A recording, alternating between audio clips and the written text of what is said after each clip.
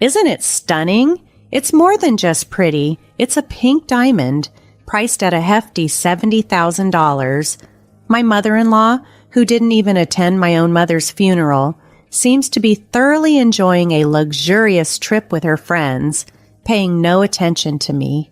With great enthusiasm, she told me about her new pink diamond ring. It seems she was driven by a sense of competition with a friend who had recently shown off a similar ring. Proudly, she boasted about having purchased a more costly ring from the same jeweler, believing she had outshone her friend.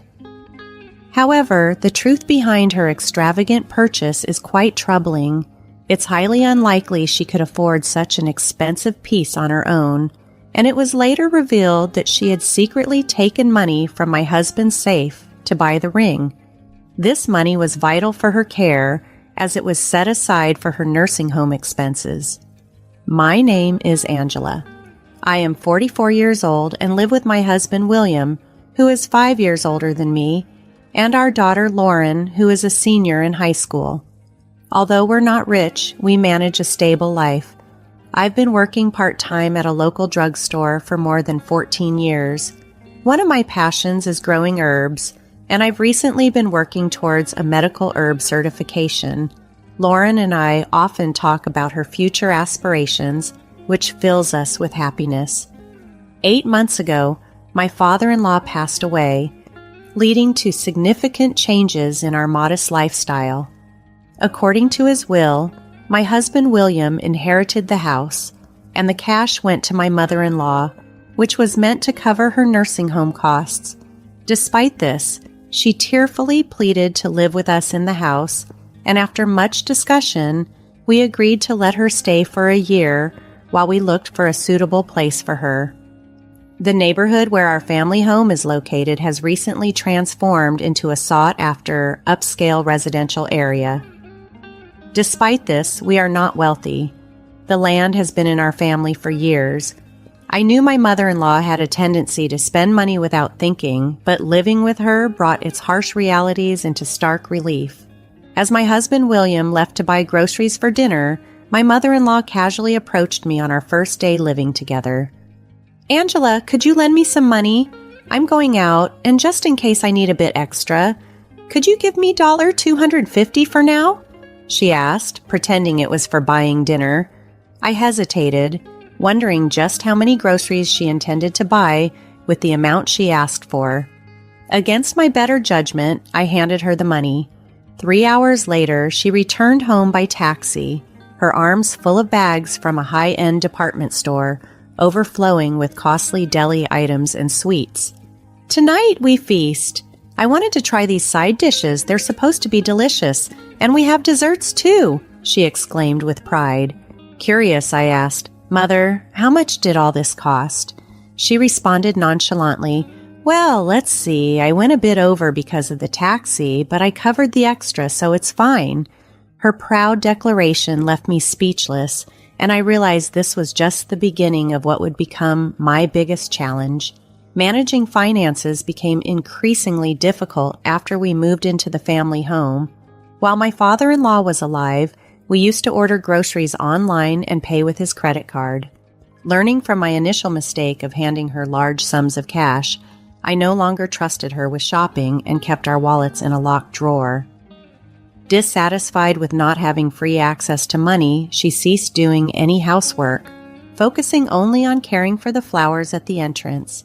Despite receiving a monthly allowance of $500, she quickly squandered it on clothes, beauty salon visits, and casual outings for meals or coffee with neighbors.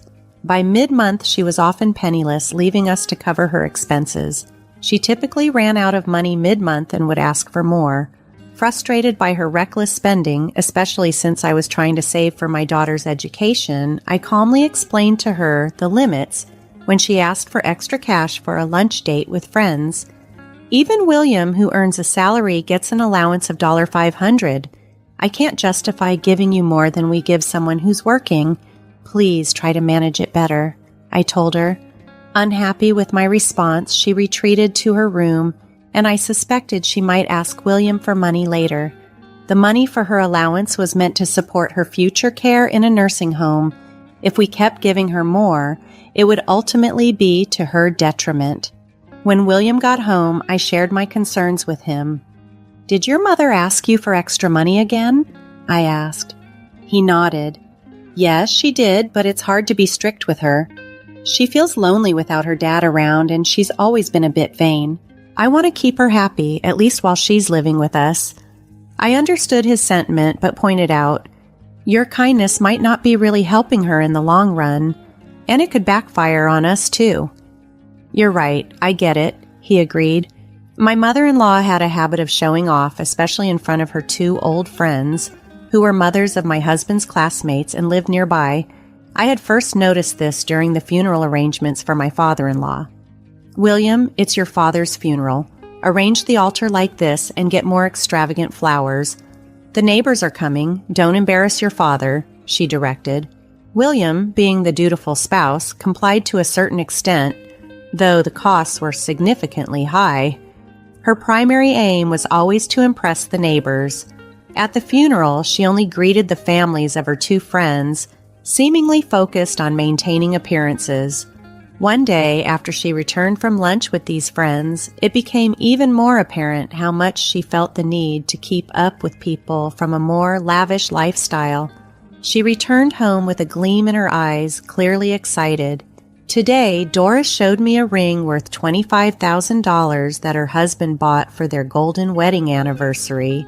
"I've never seen a ring that expensive before. It's a fantastic gift," she exclaimed. Then, with a hint of superiority and a dose of sarcasm, she turned to me and said, "You don't have such wealthy friends, do you, Angela? You'll probably never see anything like that in your lifetime." Her words were designed to belittle me. As she continued, "Angela, you're so plain. Why don't you wear some makeup? Have you ever been to an upscale lunch?" It was all about trying to make me feel inferior. I tried to brush off her comments, but her attitude toward me grew increasingly hostile, particularly after I had refused to give her more money following the settlement of my father-in-law's estate and our search for a nursing home. Around the same time, my mother's health dramatically worsened. When my sister and I hurried to the hospital, the doctor told us that she had about 4 months left to live due to advanced cancer. She was in a delicate state and could decline at any moment. My mother had occasionally mentioned feeling unwell previously, but she was a person who rarely showed any signs of vulnerability. I deeply regretted not having been more attentive to her condition. I asked my sister to stay with her while I returned to her apartment to gather some clothes and other personal items. As I packed a large bag in her bedroom, I found some cash in a drawer, likely set aside for her monthly living expenses. I decided to take the cash with me, intending to quickly shower and then head back to the hospital to be with her. I left the bag in William's upstairs room and, after getting ready, noticed that the zipper was slightly open. A wave of unease hit me as I checked inside the bag and discovered the cash was missing. Fighting the surge of anger, I went downstairs to confront my mother-in-law in her room. "Mother, may I ask you something?" I said as she was getting ready to leave. She turned to face me and asked, "How's your mother doing?" "I have plans with my friends right now." I pressed on. "The money that was in the bag in our room, you have it, don't you?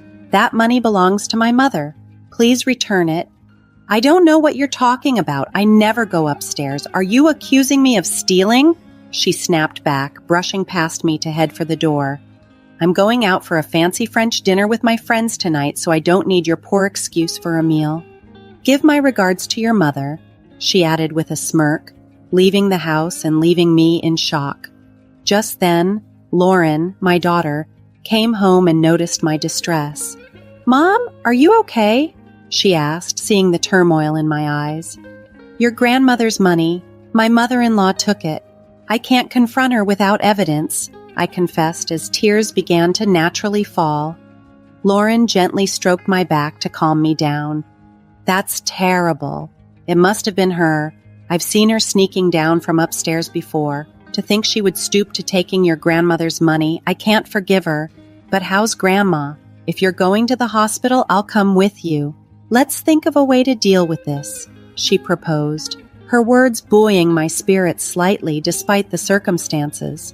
As we walked to the car, Lauren's support lightened my heart a bit. Despite feeling sorry for my father-in-law, I realized that I needed to protect my family in my way. A few days later, however, my mother's condition suddenly worsened, adding another layer of urgency and distress to our already strained situation. This unexpected turn forced us to rally together and put family first, showing strength in the face of adversity and reevaluating our priorities and the dynamics within our home. In her final days, my mother was often lost in a daze, though there were moments when she was startlingly clear-minded. I took every opportunity to express my gratitude to her for the way she raised me, her love, her encouragement of Lauren's dreams, her support for the plans William and I had for our future, and her companionship into our old age. Though she couldn't speak much, her eyes would sometimes sparkle with understanding, and she'd nod gently as I spoke. During these emotional days, I remembered a significant conversation with my father-in-law before he passed. He had contemplated divorcing my mother-in-law due to her extravagant habits, but held back to avoid burdening William and me. He had made me promise to sell the house and move my mother-in-law into a nursing home after his passing. This was because her spending had gotten out of control once William began kindergarten, influenced by living in a wealthy area and the pressure to keep up with affluent neighbors. She seemed to have deluded herself into believing she was wealthy, perhaps spurred on by William's success at a prestigious company. Reflecting on this, I regretted not following through with his wishes sooner, which might have prevented the unfortunate incident with my mother's money. When the time came, William and Lauren were there for my mother's final moments, but it was my sister and her husband who were with her at the very end. After her passing, as we prepared for the funeral, my mother-in-law was conspicuously absent. I decided to extend one last gesture of kindness towards her by conducting a small, quiet funeral without her presence. I tried reaching her, but she didn't answer her phone, and it seemed she had stayed out all night. When she finally returned, it was with a light-hearted demeanor, untouched by the somber events. "My condolences for your loss. It must have been hard," she greeted me, seemingly oblivious to the depth of our grief. This contrast between her mood and the solemnity of our family's loss struck a dissonant chord, highlighting the differences in our perspectives and priorities. I couldn't help but notice a dazzling new jewel in her hand, a pink diamond that sparkled under the light. "Look at this beauty, isn't it gorgeous? It cost $70,000, she exclaimed with a proud smile. Surprised, I asked, "Mother, how did you manage to buy that?" "Oh, I bought it, of course. Doris introduced me to a boutique in Philadelphia, USA that you can only visit by reservation, so I went there for an overnight trip with my friends. The hotel we stayed at was lovely and the meals were divine," she replied. Her words left me dumbstruck.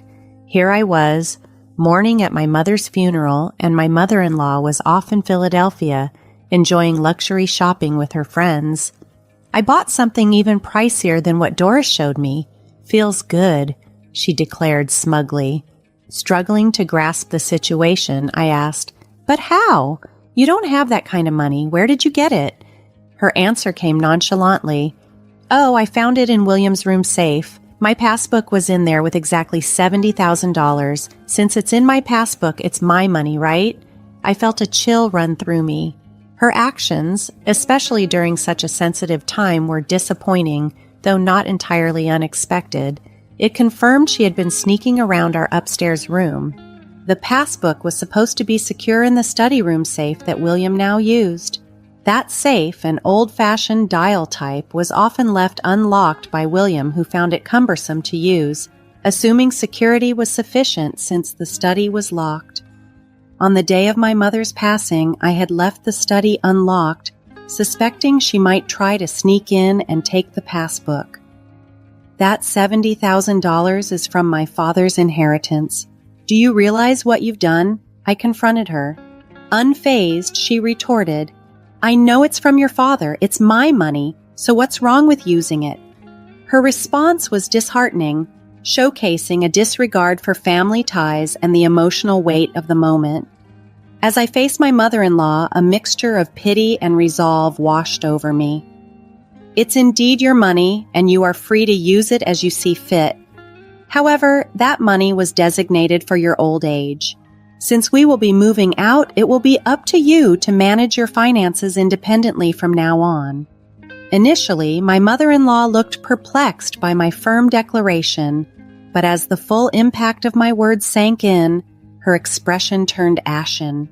She stammered, Wait, isn't there a separate fund for the nursing home? It should be more than this amount, right? Yes, there was more originally, I explained patiently, but it has been reduced due to the inflated costs of my father-in-law's funeral and your frequent requests for additional funds from William. Feeling the need to clarify her future options, I presented her with a stack of nursing home brochures that I had gathered over several months. She flipped through them, her hands trembling slightly, a silent testament to her dawning realization of the consequences of her actions. At that moment, William and Lauren descended the stairs. I had briefed them earlier about the unfortunate discoveries in the study, prompting them to come and assess the situation. Although William had initially been skeptical that his mother could have misappropriated the funds, the evidence was undeniable, and he supported my stance. Under different circumstances, I would have meticulously arranged for my mother-in-law's care in a suitable nursing home. However, her blatant disregard for our privacy and the theft of the funds compelled me to prioritize the safety and well-being of our own family.